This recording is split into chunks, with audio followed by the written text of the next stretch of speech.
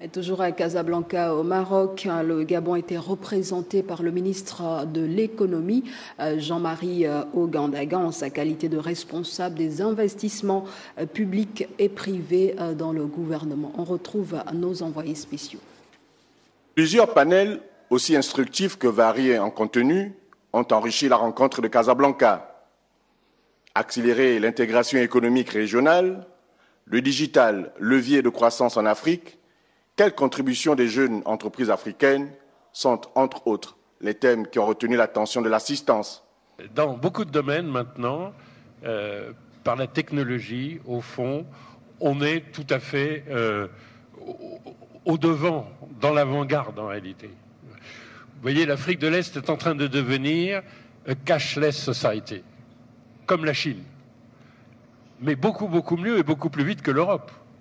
Pour les organisateurs du forum, les jeunes et les femmes doivent pleinement être associés au développement économique du continent. C'est une aubaine pour le continent africain, mais encore faut-il que le continent africain prépare sa jeunesse de manière qualifiante pour rendre notre jeunesse employable, entreprenante dans le domaine du digital, des technologies de l'information et du traitement de l'information, des big data. Conduite par le ministre de l'économie, pour la délégation gabonaise présente aux travaux, la rencontre de Casablanca avait lieu d'être au regard des axes de réflexion abordés et des opportunités qui en découlent. Ça a été l'occasion pour moi de corriger le tir d'une part et de démontrer qu'il y a des opportunités réelles au Gabon et que le Gabon était un bon risque.